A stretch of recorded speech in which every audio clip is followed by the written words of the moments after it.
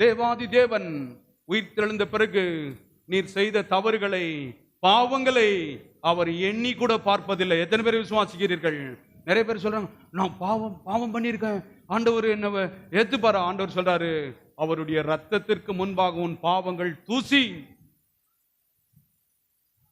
தூசி, தூசியிலும் தூசி.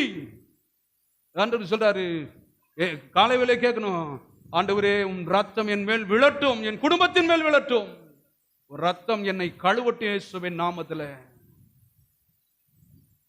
தெரிந்த வழிகள் எல்லாம் உபயோகப்படுத்தி பார்த்தேன் பாருங்க, எதிலுமே ஒன்றும் நடக்கவில்லை.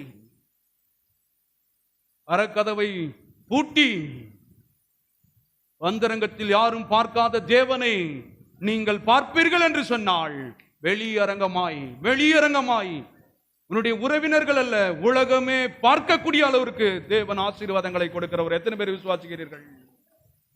இதை எடுத்து அதில் போட்டுடலாம், இதை எடுத்து இதுல போட்டு அதை பண்ணி இதை பண்ணி ஏதாவது பண்ணிடலாம், நடக்காது.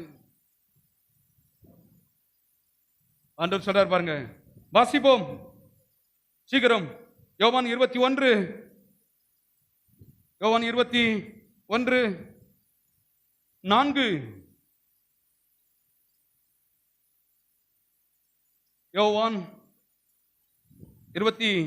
அதிகாரம் வசனம் 4 வாசிக்கிறேன். விடியற் காலமான போது இயேசு கரையிலே நின்றார். அவரை இயேசு என்று சீசர்கள் எப்படி தெரியும்? நிறைய பேருக்கு இது தெரியாதே. இது தெரிஞ்சிருந்ததான், வசனம் தெரிஞ்சிருந்தா அவரை தெரிஞ்சிருக்குமே.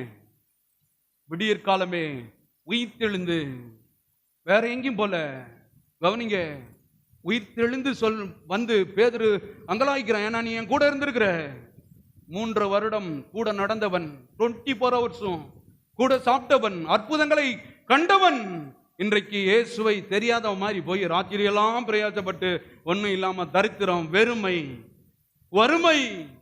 இயேசு பார்த்தாரு, கூப்பிடமே வந்துட்டாரு, தம்பி உன் உள்ளம் அங்கலாய்ப்பதை எனக்கு தெரியும். விடியற் காலையிலே வந்து உன்னை நிரப்புகிற தேவன் என்பதை அவனுக்கு அங்கே அறிவிக்கிறார்.